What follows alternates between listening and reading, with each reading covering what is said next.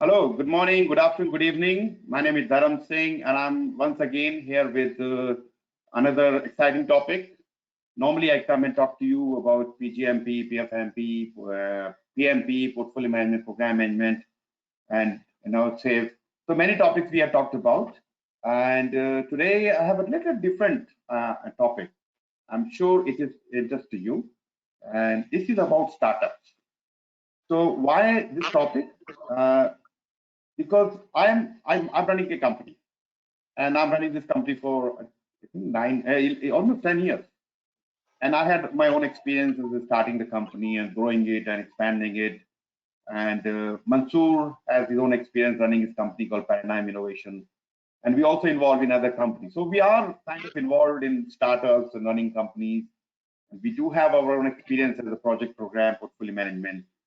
So we thought, why not bring our learning from project program portfolio management and help the startups, because many startups when they start they're excited, they get because they have certain technical knowledge or expertise, they have great idea and they get started, and they may get some early wins, but down the track they may not be able to sustain it. And so that's where the start happen. And also I am in San Francisco. I am involved with FalconX, the startup hub here, and we attended one program with BV Jagdish, myself and Mansoor, and it was very informative boot camp. The boot camp, 6 days, 6 nights I spent with them, and I learned a lot. It was about studying the business and how to grow, how to get the customer base and all kind of things. But something was missing, which was how the project program portfolio management can help organization to get started early and grow and sustain it. So that's what we like to bring it here in this 1 hour session. And we also bringing a small, 1 day or 2 days program. We will announce, later on, maybe today, I don't know what we have, but we'll talk more about it.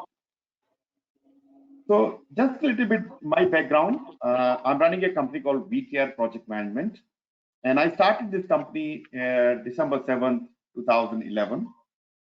But I got the idea, I got this seed into me about starting a company in 2005.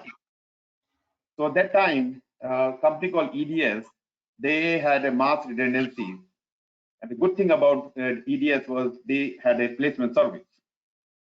As part of placement service, we used to go to a place, we learn from other people, networking, plus we used to get some sessions to attend.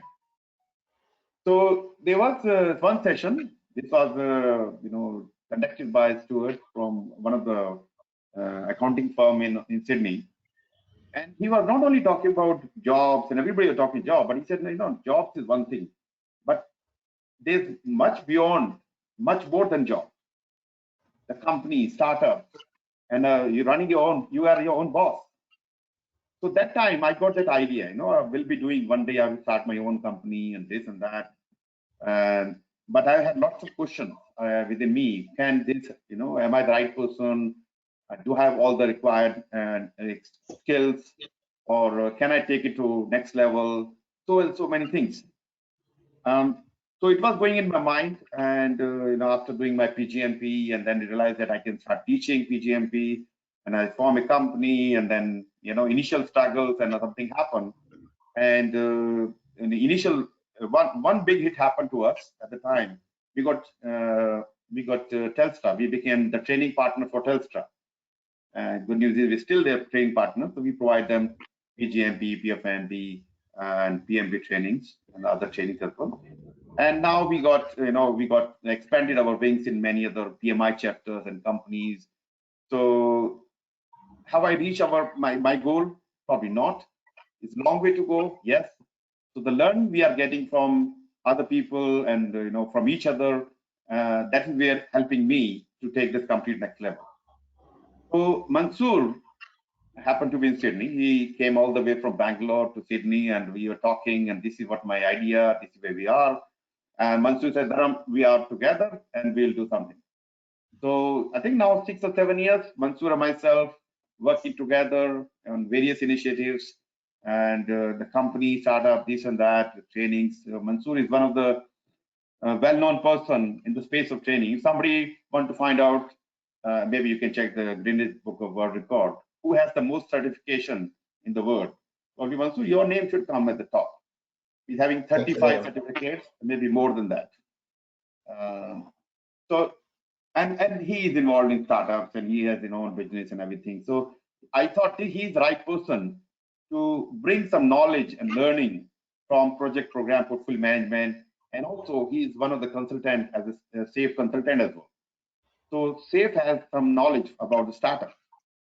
And you've done PhD, isn't it? Already. Yeah, so Dr. Mansoor Mohammed Mansoor is a PhD as well. He has a lot of things with him. So I'm proud to present him here to talk about this exciting topic, and I'm sure you're going to learn a lot. So thank you so much, Dharam. Yeah, so here we're going to talk a lot, and guys, please feel free to put your questions, and I will bring the question to Mansoor, and if I can try to, I can answer some of your questions. Love to talk about that. If you're just coming for PGMP, PFMP, please hold your questions. We can talk later, but anything related to starting the company, any ideas, any risk, any thoughts you have in your mind, please bring it here. So we'll love to talk about it. So with no further delays, I'd like to introduce Mansoor.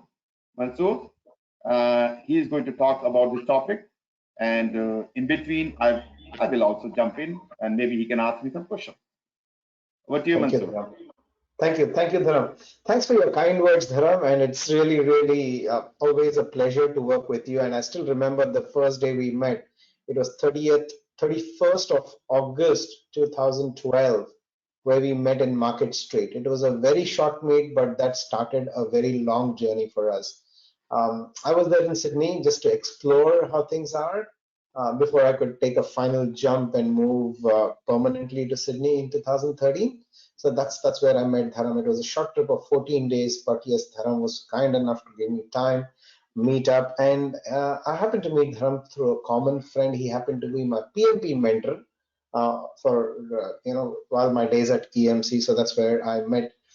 I can say I met Dharam by accident. Okay? It was not planned. It just happened, and we are accidental friends, partners, whatever you call it. But that accident was a good accident to have. So that's it is. Mansoor, it's part of the destiny. We have to.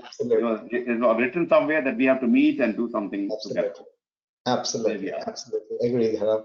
So my association with vCare goes on for quite a long time, from 2013 onwards, from pretty much when it was a year or 2 years old, as Dharam said, pretty much associated with vCare. But my focus slightly changed as I went. I started, not only looking at PGMP, PFMP, but started looking at the agile business agility concepts and doing research in that. Right, working with Yvonne Lebon on Business Agility Institute as a researcher, and so on and so forth. So today I'm here to present a few things, and again, this will be a joint session. So I'll be asking some questions to Dharam. Dharam will add his insights as we go, and please feel free to ask as many questions you want.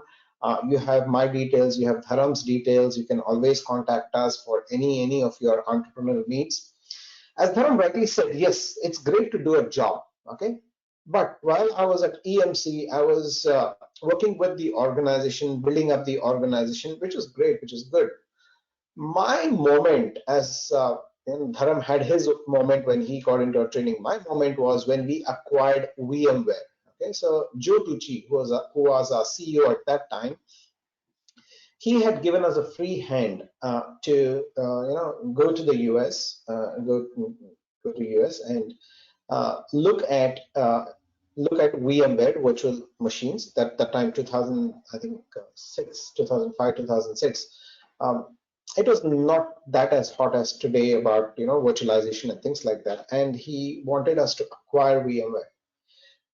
We spent all our time, efforts, flying down from India to US, and we met our team in the California region. And then we started looking at negotiating at VMware, and finally, the company was bought by EMC for 3 times the price which was there in the market. And little did we know that our CEO was a futurist, and he could see the growth of adding VMware into the portfolio, right? And from that day onwards, I thought, you know what, building your own startup or working with a startup is great.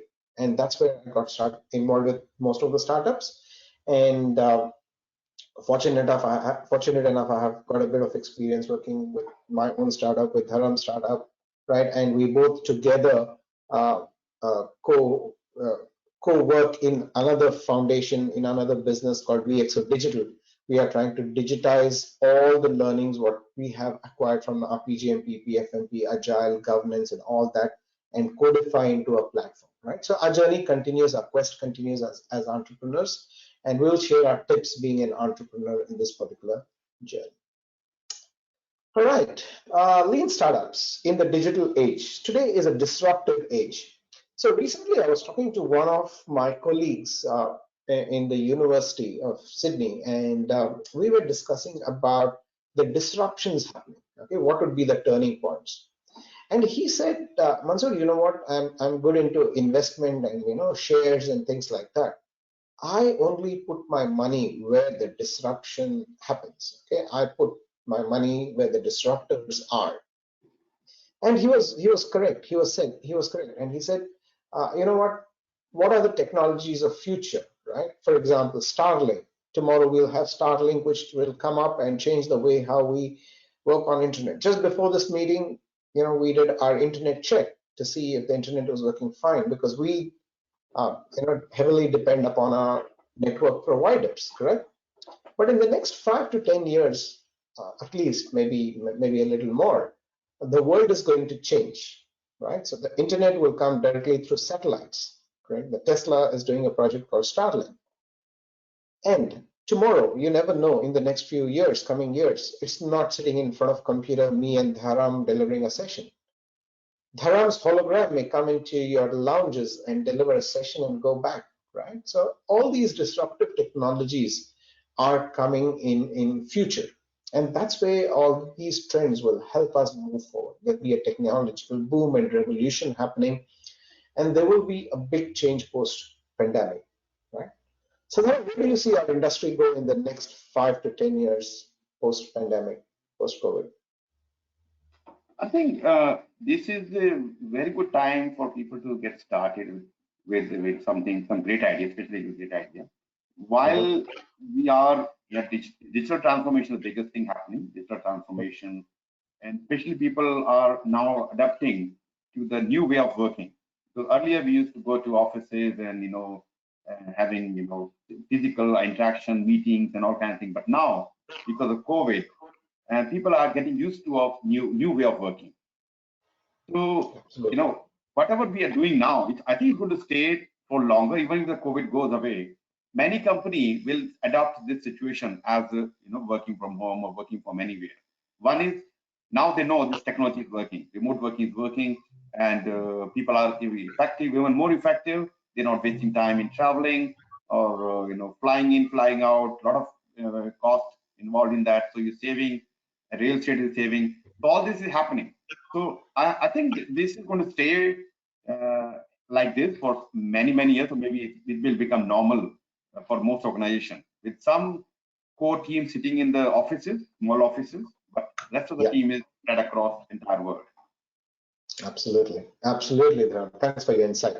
Right. So the technological advance, and in one of the futuristic conference I had been before the pandemic, they said, you know what, your house will be one of the most sophisticated thing in the next 10 years. For example, there'll be like a car park, correct, like a carport. You will have a drone port where instead of a drive, along with the driveway, you will have a drone place where they can come and drop in your groceries or things like that, right? Those things are not far off. Uber Air, that's not far off. It's being planned to trial in Melbourne in a couple of years, so we'll happen to see that. Your hyperloops, right? So all these things are there, which are disruptions, right? So these are the disruptive technologies. And then again, we as startups need to look at what is the gap in the industry. We are not saying you need to build a Tesla or become Elon Musk, or you need to build Amazon and become Jeff Bezos. No, that's not what we are talking about. we're looking at what problem are we trying to solve. Even though it's a tiny piece of puzzle to solve a big problem, that's fine, right? That problem can actually plug in. So it's very important as a startup to know what is your USP, unique selling proposition. Okay, what problem are you trying to solve? Okay, and how this problem impacts the humanity, right? So we are here to solve a problem for humanity. How is that? Simple example. People were struggling doing the PGMPs and PFMPs, right?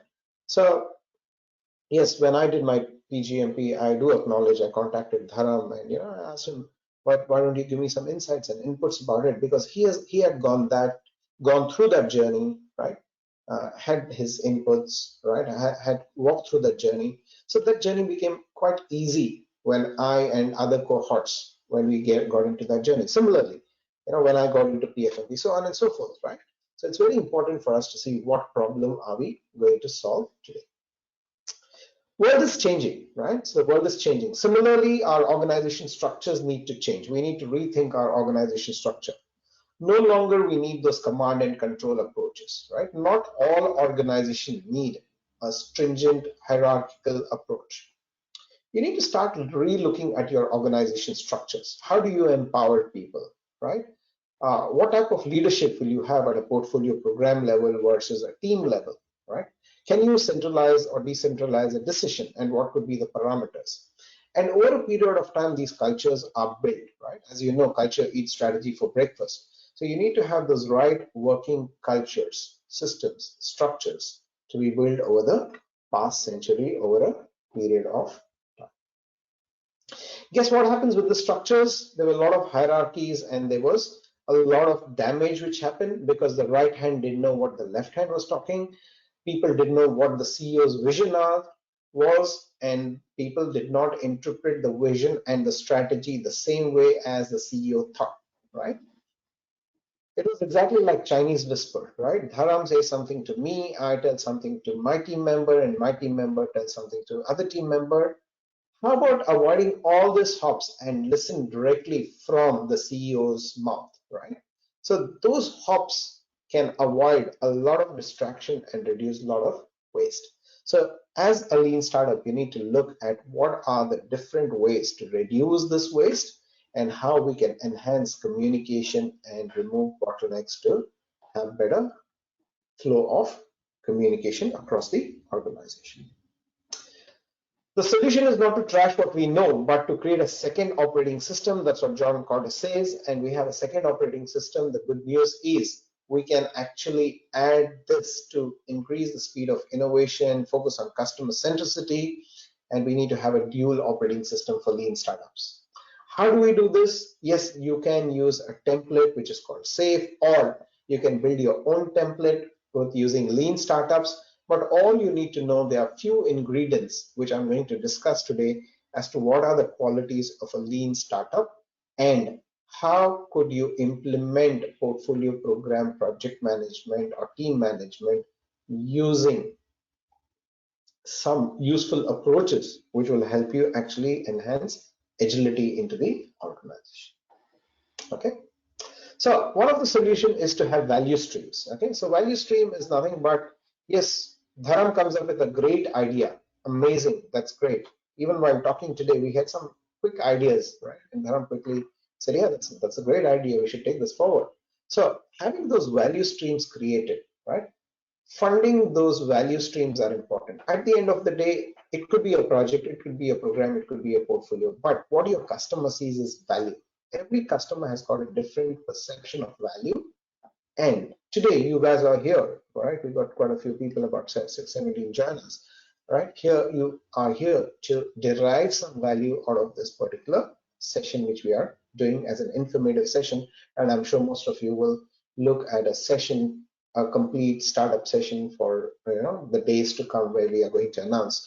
So Dharam will send out an email with all the information so that you can register for a full program. So who determines value? The customer determines the value. So it's very important to know what value does it deliver for your customer. There's only one boss. Guess who's that? There are many guesses. Yeah, customer. It's the customer. Yeah. Exactly, right? Is the customer, right? There's only one boss. The customer can hire or fire anyone, right? For us, the people who is joining the session are our customers. You guys are our stakeholders. You guys are very important to us. So it's very important to take care of the perception of what you have, right? So customer is the one who can hire anyone or fire anyone in the company. The customer can make a company obsolete, right? Or they can make the company successful. So it's very to know what is the view of our customers. So while in my work at EMC, we had a customer centric department, and we used to call it as, we used to have a customer council. So we used to call our customers every year. The CEO would send out a mail saying that you're a valued customer, you've done so much business with us, great. I know you guys love our product and services. That's awesome. But what more would you like to see in our product and services, right? And this actually helped us enhance the way how we tune our business towards success, right? So we need to adapt ourselves towards what our customers need. Any questions, Dharam, or anything you'd like to add? No. Guys, you have opportunity to ask questions, so please feel free to put your question on the question pad. And I'm monitoring that. As soon as I see your question, I will try to bring it to Mansoor's attention. Right. Thank you. Some core competencies of lean startup. Okay, so since we are going lean and we are a startup, we need to first look at our value proposition, what we are going to deliver for our customers. That's important, which we just discussed. The next, we need to see what are the processes we can reduce waste for. Okay, for example, somebody would like a swanky office. I still remember, I'm not sure whether it's the right forum to discuss. We were having debate as startup entrepreneurs, Dharam and me, whether we should have a full-time office, sit in the office, go ahead, invest or not. We did all our due diligence and research. I still remember the day we spent almost half a day, looking at places.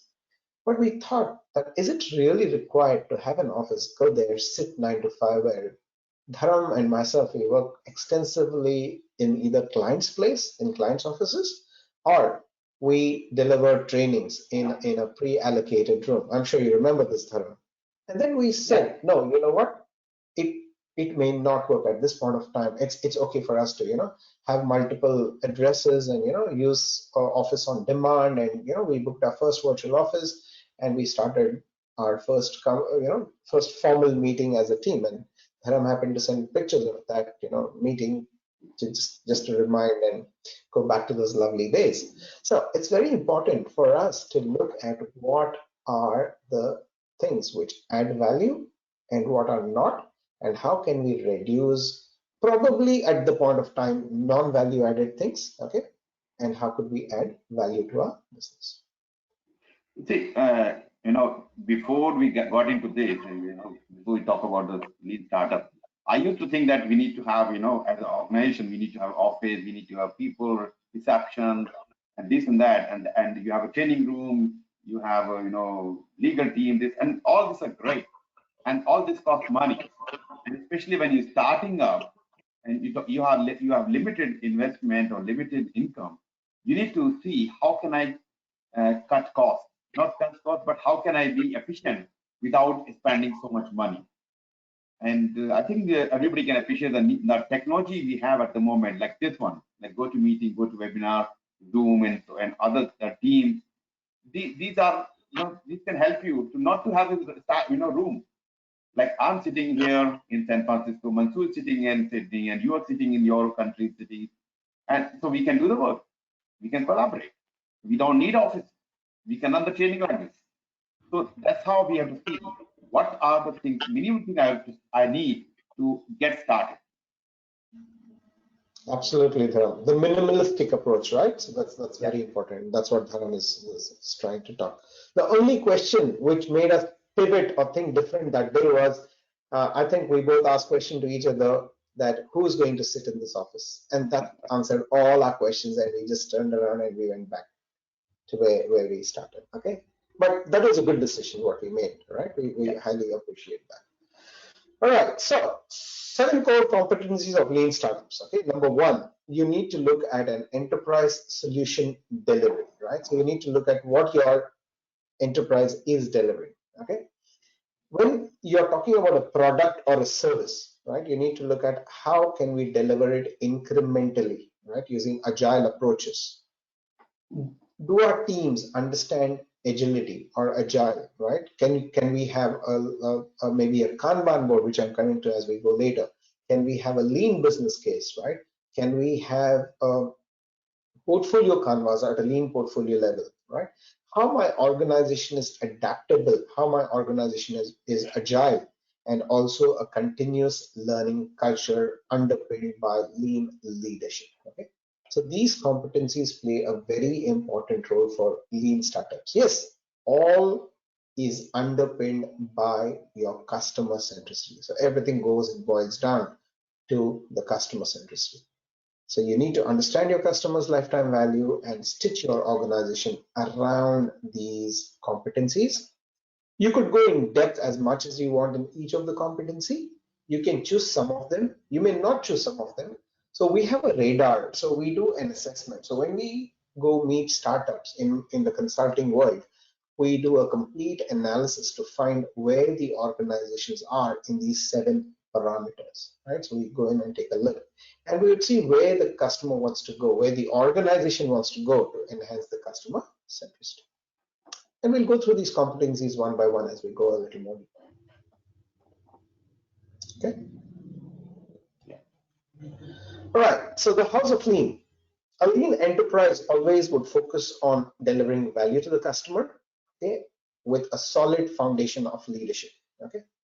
It's very, very important for you to acknowledge your leader. Okay.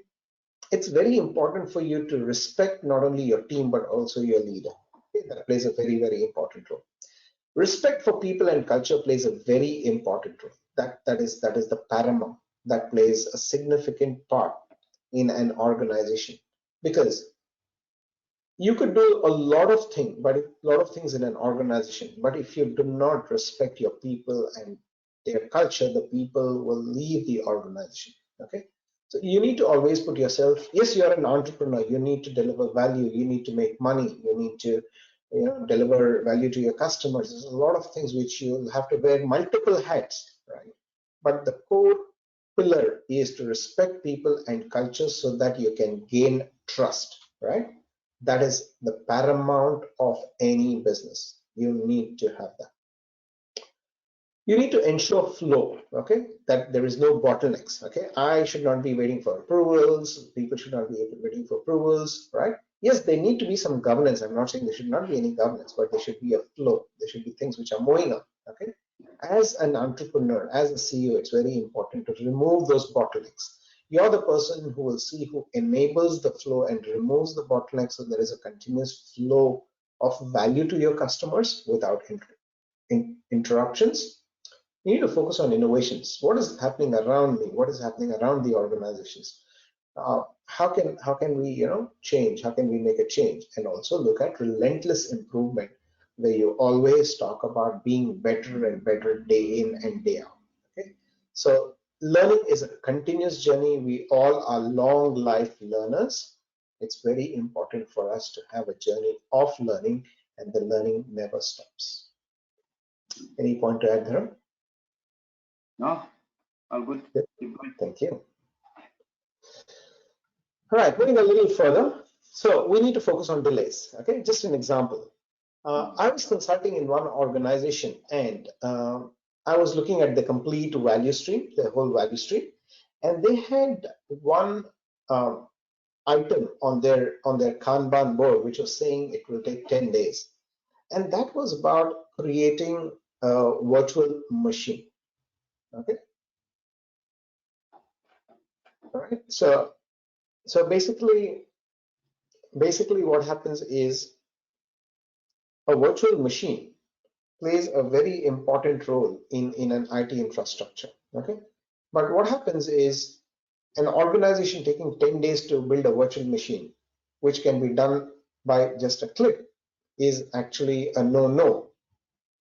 Correct? So when I saw the whole value stream, I found there were times where people need approval and get access to the IP addresses from the IP addresses, to build a virtual machine and test it.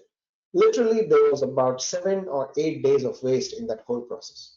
So it's very important as an entrepreneur for you to identify the waste, focus on delays, and how you can actually minimize the non-value added activities. So what is delivered in 7 weeks is actually a value of 6 hours. Okay, your customer is, and again, there is a cost of delay for everything what we do, right? So we need to focus on the cost of delay to see whether the customer is helping, whether this cost of delay is impacting our customer or not. So Mansoor, while we're talking about 7 weeks to 6, 7 hours, now, as you know, I have a comment from Vijay. Nowadays, VMs are stood up in 15 minutes, which is a great thing. That's innovation. Yeah. That's great. Yes, Dharam. So that's where it is. You need to understand what your complete value stream is. How can you remove waste, right? Waste is bad, okay? People waiting is bad. Your customer will not wait for you, right? They will go to another provider, right? So you need to understand how long is my customer willing to wait for a solution. Is it few days, few months, few weeks, or years, right? Yeah. So waiting in a queue is bad. Just imagine you go to an airport, which is a little unusual nowadays, and there you wait. You go through the kiosk, you take your tickets and your boarding passes, having your boarding pass, put in your luggage. What happens if you go to check-in? It's a very, very long queue, right? Especially in Sydney airport, which I don't pretty like. I see there's a lot of waste. But if you go to airports, probably in Dubai or Singapore, as an example, which I've used, and maybe some of the airports in US too, the security check is at the gates, right? So what are they trying to do? They're trying to minimize waste instead of having one long queue. I'm sure Dharam has also gone through those queues when he traveled in Sydney airport, right? So reduce this. Are you talking about some other era? Sorry? Nowadays, no, it looks like you're talking about some other time when we used to go and everybody was flying and with the long queues, but now there's a different story. Now it's COVID, right? Yeah, I'm talking about pre-COVID days when I used to travel. Now this to be contactless. Now things have become quite easy now. I'm sure I've not traveled post-COVID. Australia has actually, not given us opportunity to travel a lot. We're pretty much housed up. So yeah, I'm not sure how's the travel there in US now. I think it's pretty contactless, I guess now. Oh no. I mean, it's still, it's still a lot of restriction when, just our side talk, it's nothing to do with what we're talking here. And I went to Chicago in a flight and I thought, it's going to be all empty and everything. But when I was sitting, I actually sitting in between two people. I said, what about 6 feet distance and all kind of things? You still have to keep a mask, that's a different story, but you're sitting between two people. So the 6 feet social distancing and all out. But anyway, you probably having different experience than what US is having. So that's why the numbers in US is much more than what you see in Australia altogether. All right, so customer centricity is the mindset. Okay, so everything is about your customer. You can't emphasize anything because the customer is the one who pays money, who delivers, value, builds the whole product. You need to build a product around what your customer is looking at. You need to know your customer's lifetime value. What does it mean for your customer? You need to think like a customer. You need to focus on the customer. You need to understand the customer's need and also understand it regularly, right? It's not just you pick your customer's needs documented in a scope document or a place or a backlog and just leave it behind. No, you need to go back and iteratively check, is the customer's need, what was mentioned 6 months, 3 months, 2 months, 1 month back, are they still valid, right? So that's very important. And that's where we need to adapt and we need to change. The other day I was just talking to Dharam, great PGMP, PFMB and all these programs. I was saying, why don't we give some more value added to our customers by adding more practical experience using a case study and hands-on using a platform which we are building for quite a long time, right? So it's very important. And I'm sure he liked the idea and definitely we'll get something out of it, right? So definitely it's very important to know what your need of your customers are. Yes, we can teach the whole standard for program portfolio management and all the other PMI standards and all the other scripts and manuals and things available in the industry, but how are people using it, right? So that is very, very important. All right. Customer journey mapping plays a very, very important role, right? So you need to understand what your customer journey mapping is, right? Your user persona. For example, a user persona for a PGMP could be different than a person studying PFMP, right? A customer journey mapping in a consulting engagement could be different from a training engagement, right? So that's very important. So you need to know. I've just given an example here of a customer journey map. Right, you need to understand your customer's journey. For here, there's a young couple who wants to buy a home. They decide to buy a home, right? And they learn about the mortgage, right? They look at the calculation, they learn, they choose, they apply, and finally they purchase. So in their journey, there are a lot of things which happens, and there are many actors, right? The young couple themselves are an actor. Their bank is one of the entity which comes in. The technology opportunities which can come in. For example, they can look at online resources to make a decision as to whose rate of interest is better than the other to make a decision, right? And they can automatically apply on a loan. And I've been hearing here in Australia where home loans can be automated and they can be approved in a few days rather than weeks and whatever months, right? So a customer journey map helps you to understand what is your entry point of your customer and what's your exit point of your customer.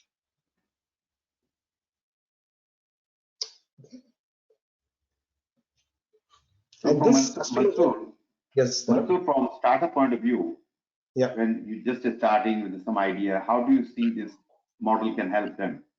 Yeah. So even in a startup, Dharam, we need to know who our customers are, right? For example, if you think about Tesla many years back when they started the company, or maybe even we can take our own example, vCare project management, we knew who our market segment was and who our customers were, right? So we had decided we had two segments broadly, right? One was the people who are learning or who wanted to learn, gain knowledge to enhance their careers using public workshops, and the others we looked at more from an organization perspective, how we can go into organization and optimize their learning and how we can enhance their capabilities, right? So we're looking from the other portion, which the other actor was an organization. So for us, we need to know how exactly a journey in organization will be compared to a corporate versus a public. Or it could be in a consulting world, knowing that yes, our customer comes in not only for training, but also to learn some tips and tricks of consulting, but also take some consulting advisory later. Right?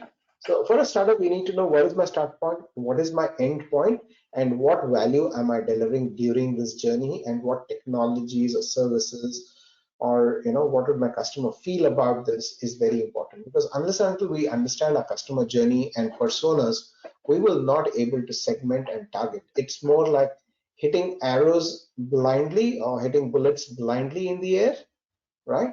So customer journey mapping helps you target and focus on what your customers' needs are today. Yeah. I think a simple example. Yeah, sorry. So sometimes when we are too much of our own centric, this is my company, my work, this is how I succeed, and so. We think only about you, not thinking from the customer point of view, you're missing out. Absolutely. The moment you start thinking from the customer point of view, your journey will be different altogether. Your customer success will become your success. If you see that way, you're actually already delivering value, and you align with the customer.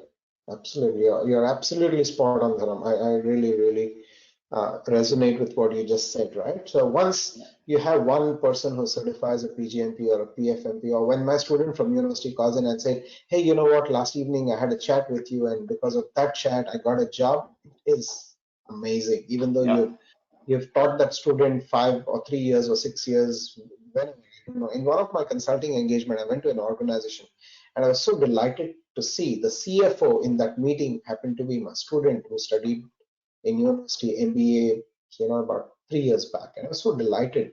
Even though there was no conflict of interest, he did announce in public saying that, I was his lecturer for portfolio management. right? And he stayed away from the decision-making process, right? So it's so delighted when you see your customer has acquired value from what you've delivered. That is amazing. Question or maybe comment here. Yeah. Where did the customer journey concept begin? And it sounds like a business process model. It sounds, can you repeat that, please, last bit? It sounds like a business process model. Yeah, it's a business process model. That's correct. The customer journey mapping was there informally from a very long time. Okay, but with the advent of all these agile technologies, methodologies, and ways of talking, we started focusing more towards customer. It was not more towards an organization or a CEO or a portfolio, because many a times in traditional project management, yes, we do talk about stakeholder engagement and all that stuff, but do we really involve them, right? So when we go back to history a bit and look at the Agile Manifesto, and even before Agile Manifesto, a new product development game and all that stuff, the main the first principles of Agile, that is where the customer centricity and customer journey started, and this started becoming more and more deeper into our journey, and now it is an integral part of our journey. Right? So tomorrow, if our customer wants us to adapt, we need to adapt. We need to listen to our customers. And there are a lot of examples of organizations who did not listen to their customers and they did not pivot and they perished. For example, we have Nokia, right? Nokia didn't see the change in technology coming, and they could not sustain. The Blockbuster did not see Netflix coming in, and I'm sure everyone knows the story of Blockbuster, right? So there were two people, and they went to Blockbuster to pick up, a cassette, and they got it home and they watched it. They returned it late, and they had to pay a late fee, and that's what they didn't like it, and they wanted to start having a platform where they can have content, and that's where Netflix was born, correct? So all these things become very important.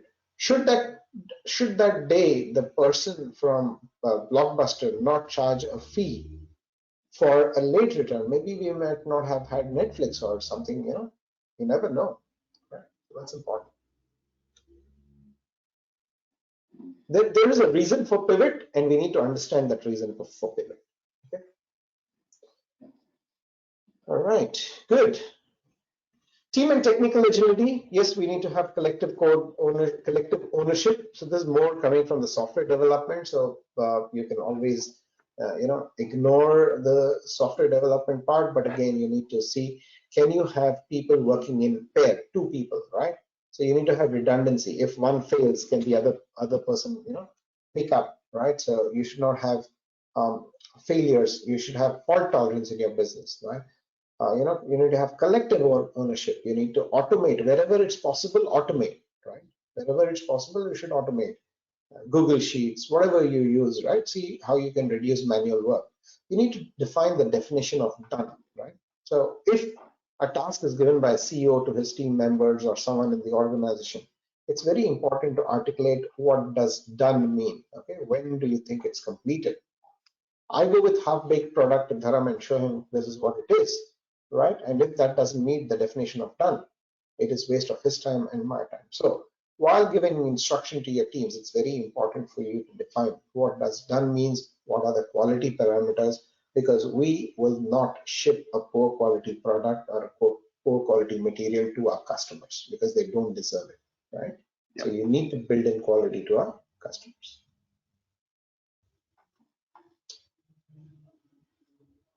All right. You need to look at developing cadence and releasing on demand. So when I say cadence, it's very important. Again, this is a bit of software centric, but what I would say is you need to release when your customer needs value. Okay, that's one high point we can take from this slide. Okay, when your customer needs value and then there is a demand in market. For example, we saw the other day there was a need in market for PMO programs and trainings, and quickly we announced one, and people started getting traction about it, right? Yes, people have done the PMP, PGMPs, and PFMPs. What next, right? So we found a gap there, and we said, okay, why don't we do it? And again, if we sit on it for a very long time, we lose the market share, okay? And we lose the momentum of what our customer wants. So you need to have a product which should be released when your customer wants and not when you want. Yeah, exactly. correct?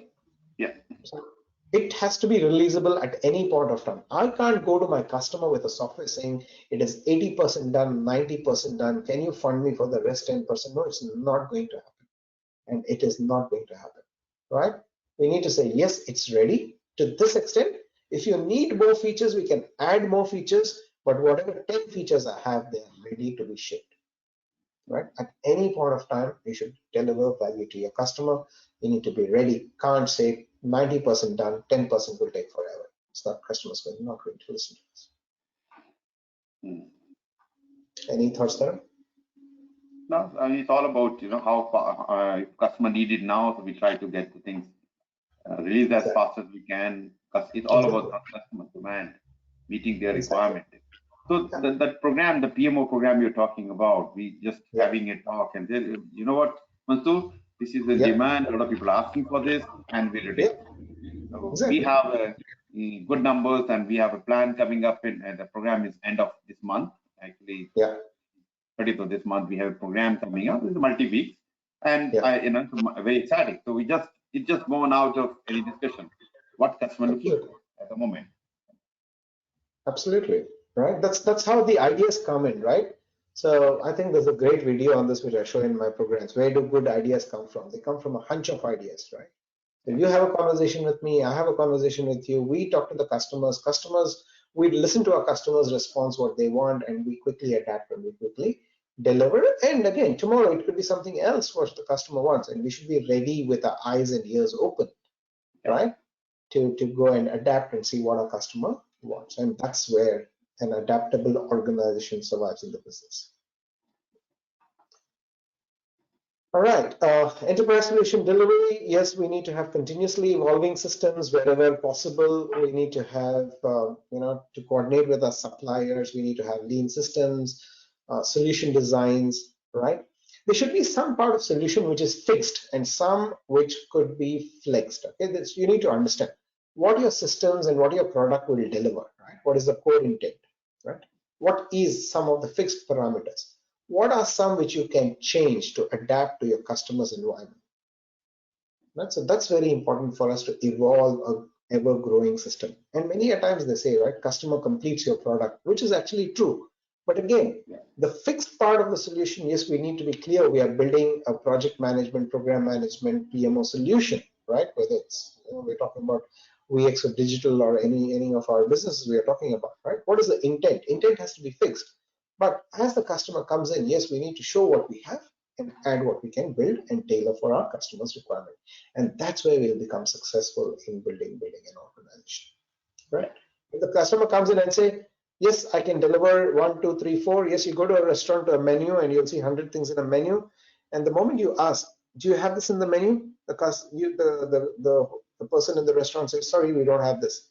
And worst thing, what happens is if the person in the restaurant says, sorry, you know what, you need to wait for 45 minutes, I'm going out to buy ingredients and cook this for you, the customer's not going to wait. Yeah. Right? That's right. All right, so for a lean enterprise, we need to have you need to have elements of strategy, right? So basically your enterprise strategy formulation comes from various perspectives. So as a lean enterprise, as an entrepreneur, you need to look at your competitive environment of your organization, right? You could do a SWOT analysis. You could do a TOWS analysis. TOWS is the opposite of TOWS. You're looking strength with threats, strength with weakness, opportunities, right? That's what we cover in this class. You need to look at your PESTLE, right? So what are your political, economical, all that stuff. In time of this pandemic, you may also look at VUCA, volatility, uncertainty, so on and so forth. You need to look at your competence, what competence you have, what are your business drivers, what are your key business drivers, right? Along with your vision, mission, and core values, right? And you need to have your KPIs in place, and you need to maintain a budget guardrail so that you don't slip off guard. You need to know what is your budget and how can you remain on track, have qualitative data, and we'll talk about matrix as we go in the coming slides. And also you need to have your strategic themes which are clarified. And these strategic themes will drill down and boil down in delivering your portfolios and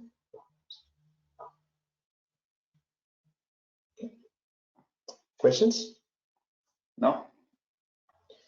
All right. So to manage your business, you need lean portfolio management. Yes, you need to have your executives, business owners, enterprise architect. They need to work together. You need to have an agile portfolio, lean portfolio. That's part of my research, right? So I talk about PMOs being lean and agile, right? So you need to change based upon, and in some cases I call them as even as dancing PMOs. Dancing PMOs basically help organizations to adapt the type of PMO what is required, right? So for example, if you have an initiative of say, $80,000, why go through a 40-page business case, or maybe $100,000? It could be just plan on a page or a business case on a page, right? Work on a business case, get one level approval, go move forward, rather than if it's a $30 million or $100 million project, then you have to go core into that and start working, right?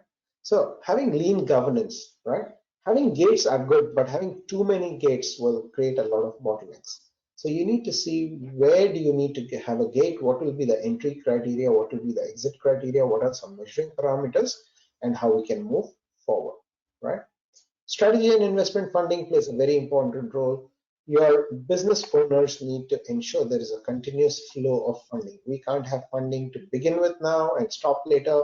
We can't just trial and experiment saying that, yeah, we're spending, $2,000, $10,000 on marketing. Let's try it for 3 months and stop. No, it's not going to happen.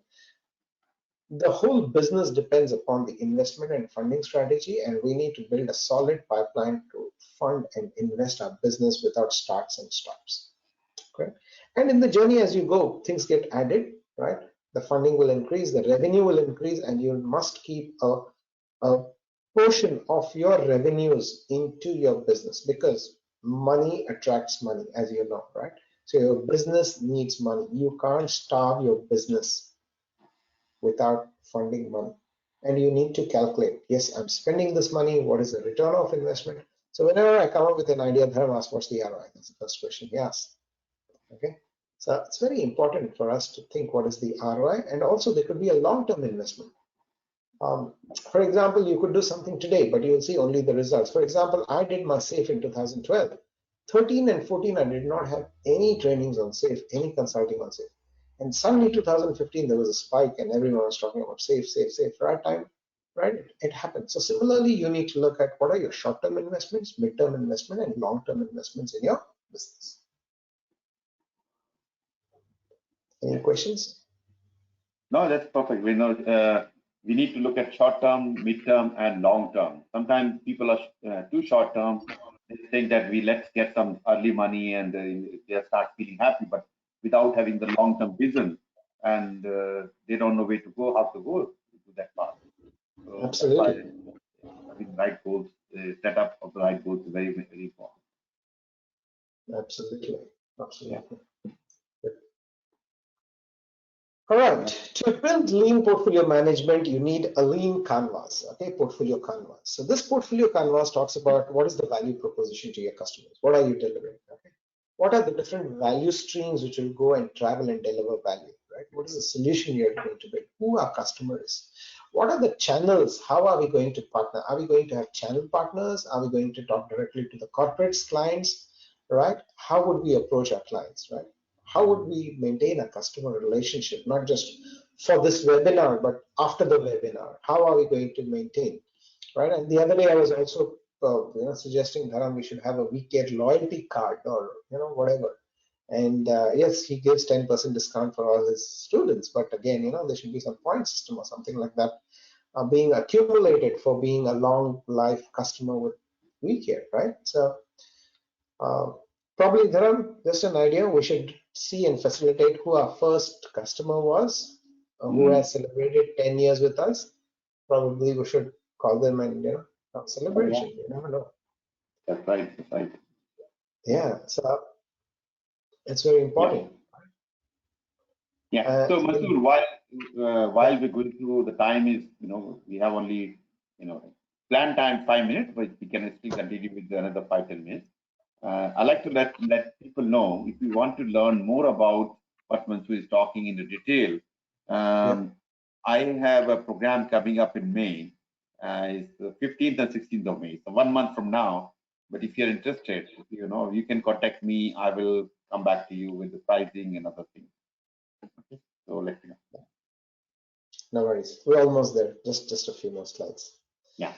Right. Okay. So you need to know your key activities, resources, partners, right? So that's important. So in the class, what we will do is we will run through this activity, right? So I'll make you actually work on a portfolio canvas. You'll be working on one of the initiatives. You'll be filling up this, and you'll be filling up a lean business case and other artifacts as we go, right? It's going to be a practical, hands-on program. For lean startups, it's very important for us to know what is the epic or what is the initiative we are looking on, right? What is the hypothesis, right? So if the epic or that particular initiative has been approved, we need to know what is the minimal viable product, right? Is the hypothesis which we saw is proven or not? If it is not, we need to pivot, right? And many a times organizations struggle here as startups where they have pet CEOs project, okay? I call them as ego projects in my research. I call them as ego, E-G-E-O, ego. Because people have egos, right? And just because it is being said by a CEO, you have to do it, everyone is for it. Classic example, we had our NBN here in Australia. Ego between labor and liberal. I don't want to sound very political here, right? But it's very important to pivot and see, is there a chance for us to recover this, or sometimes take an executive decision to terminate that particular project or program which we are going in, or a particular initiative? And many people don't do that. They keep burning out money because we've been taught that we should not lose money. The first lesson in investment management is we should not lose money, and the second lesson is not to forget the first lesson, correct? So many of us have heard this. I think that's what Warren Buffett talks about, right? So it's very important for us to pivot and say, yes, this is the change, this is the course correction which should happen, and go back to your drawing board and see what are the new initiatives you can create. Sometimes you might have to start all over from scratch. Sometimes you have to get rid of 50% of what you have done in the past. That's okay, but it's very, very important for us to pivot, right? Pivoting plays a very important role because that gives you a different change and shift in the mindset. Good. You need to have a portfolio Kanban to make your things visual, right? So you can have a funnel where all good ideas come in, all new business opportunities are captured, right? You need to start looking at reviewing your opportunities, look into a funnel, create a hypothesis statement. For whom are we building? Why are we building? What is the reason of this build? You need to analyze if there's any alternative solution which are there in the market within your teams to build the solution. Create a lean business case and then have a go no go decision and then put it in the portfolio Kanban backlog so that there is a continuous flow where your team gets to pull this initiative and they start working, and make these initiatives visual, loud and proud. Everyone need to be proud on what they're working on, right? So every initiative has to be visible right from the leadership level to the team level. Everyone needs to know where we are heading towards and how this is getting delivered successfully.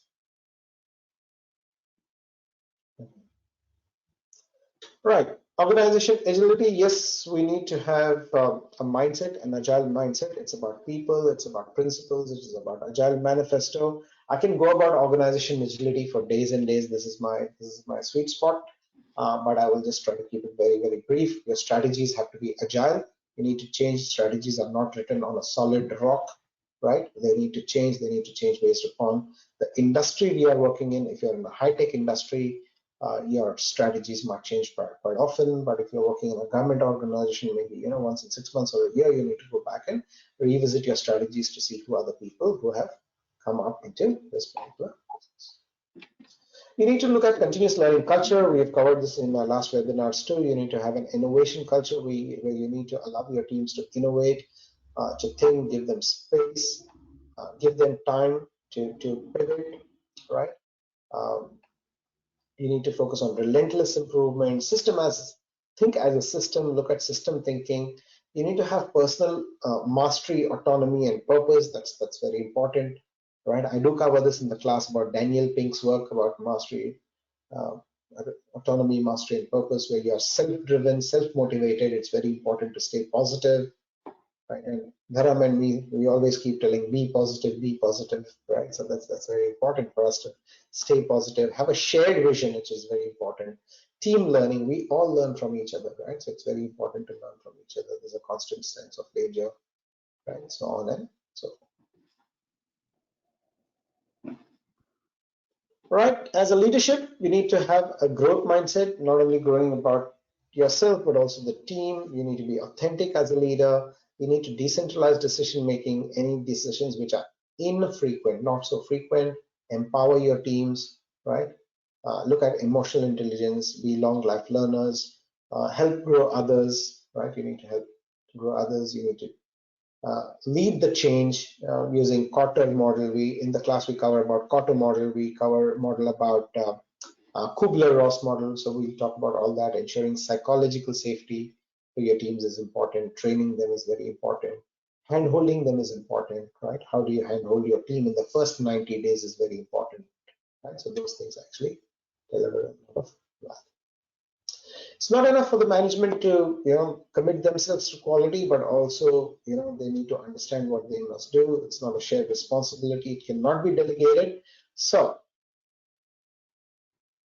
it's very important for the management to accept these challenges and take care of these challenges, which will help build. Finally, the last slide is about metrics. Okay, what you can measure being an entrepreneur, right? You can talk about employee engagement, your satisfaction, right? Customer satisfaction using Net Promoter Score, partner health using surveys.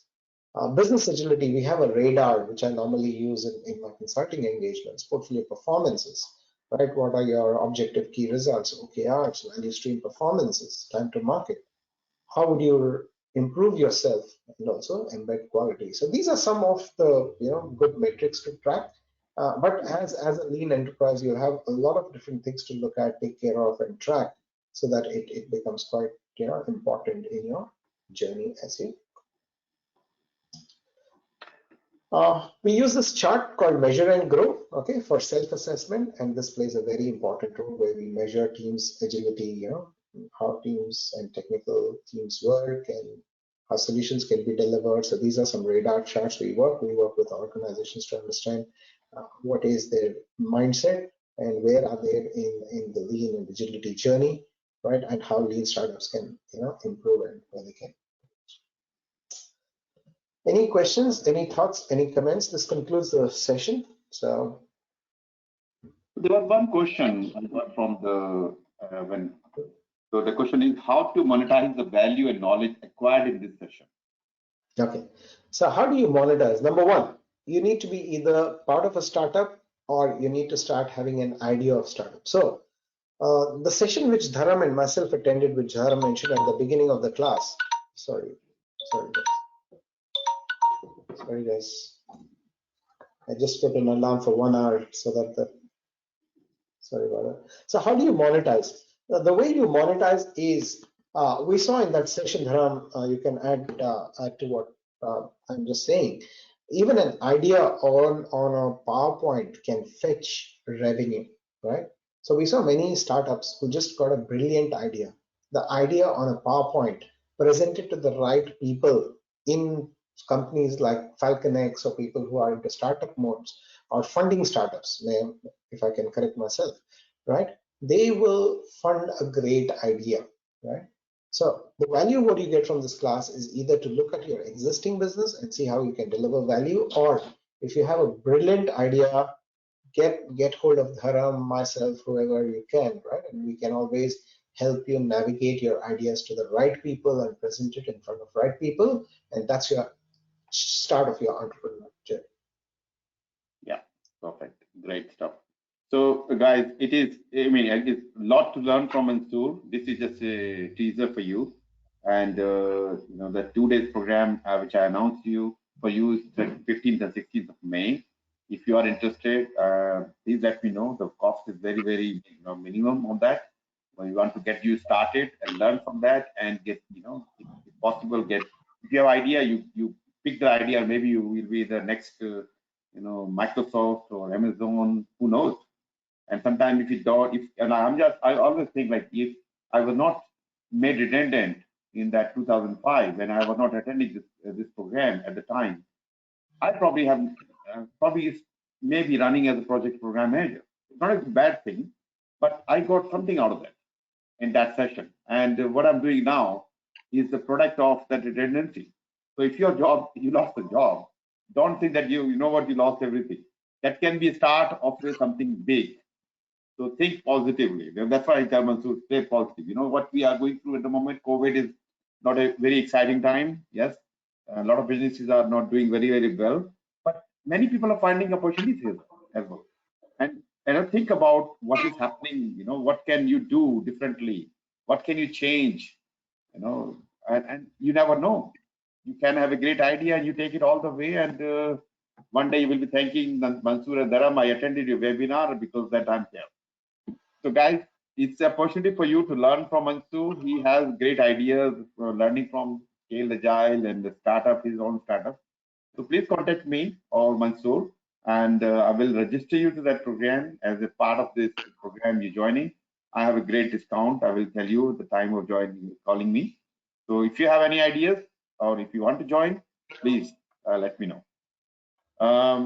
Thank you, Mansoor, and thank you for bringing those great ideas together. And I'm sure when you're running the class, a lot of people are going to learn, and they will build their own empire. Who knows?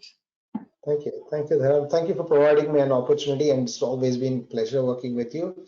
And thanks for all your kind words. And I look forward for a full class from this group in near future, and yeah, continuing the contribution to our community. Yeah, and thank you all of you. And I know some of you are joining there in the middle of night or maybe 2 o'clock in the morning. So I know you are putting effort. You want to learn, and you're eager to learn. So please continue your journey.